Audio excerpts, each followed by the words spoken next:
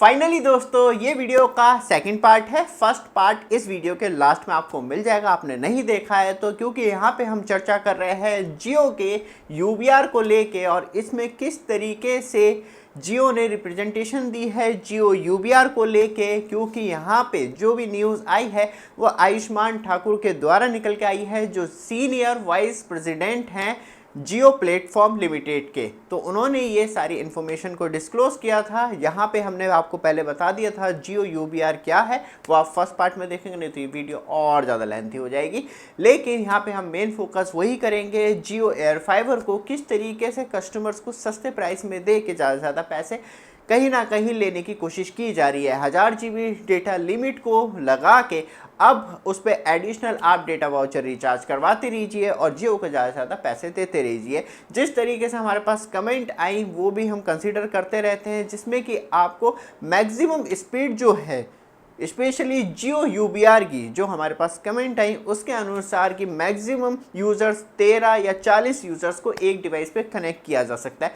But मैं अपने खुद के एक्सपीरियंस से बोलूँ तो ऐसा नहीं होगा, क्योंकि 13 या 40 लोगों को ही एक डिवाइस पे कनेक्ट किया जाएगा तो जो कॉस्ट है वो नहीं निकल पाएगी। मतलब 20-25 या 30-40 हज़ार रुपये के लिए जियो काम नहीं कर रहा होगा।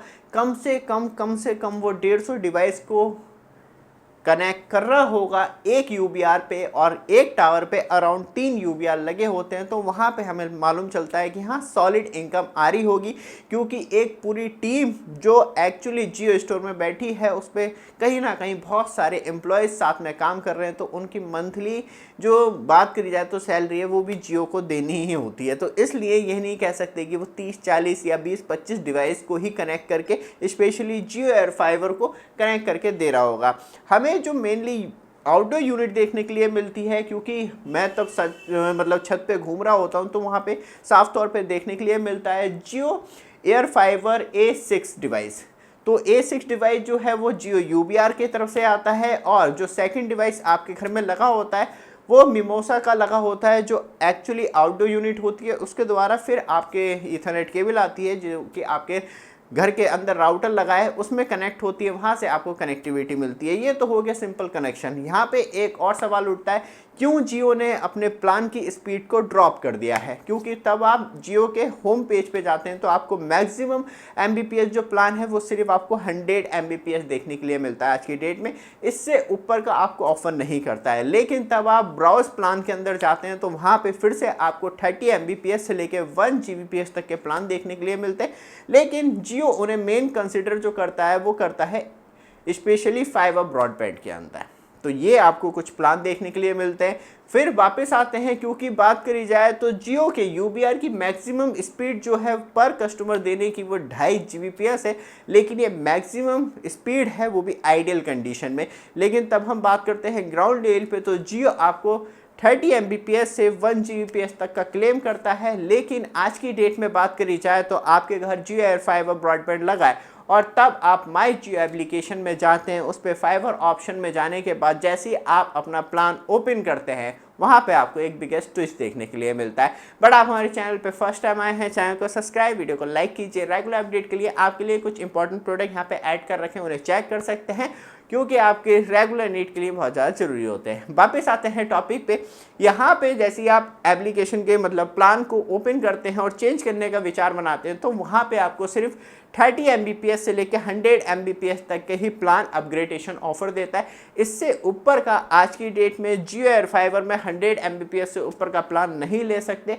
जिस तरीके से हमारे पास कमेंट आई एक बार दोबारा से मैं बता दूं, क्योंकि वहाँ पे यही कंसर्न था, क्योंकि जियो एम्प्लॉयज़ भी बहुत ज़्यादा हमसे जुड़े रहते हैं। अच्छी बात यह है कि तब कमेंट्स आती हैं तो वो कहीं ना कहीं इंपॉर्टेंट होती है, वो रिव्यू होता है एक्चुअल साइट का, जिसमें कि बात करी जाए तो जिस तरीके से जियो ने जियो एयर फाइबर को लेके फ्री ऑफर लॉन्च करा है तब से बहुत कनेक्शन डिमांड आ रही है, और अब कहीं ना कहीं अनलिमिटेड कनेक्शन जो है वो जियो यूबीआर पे कनेक्ट किए जा रहे हैं, वो कैपेसिटी से भी ऊपर। और इस वजह से ये कमेंट में ही था कि जो जियो एयर फाइबर का परफॉर्मेंस है वो भी डाउन हो रहा है। ये बात सच है तो सच में बहुत ज़्यादा गंभीर है।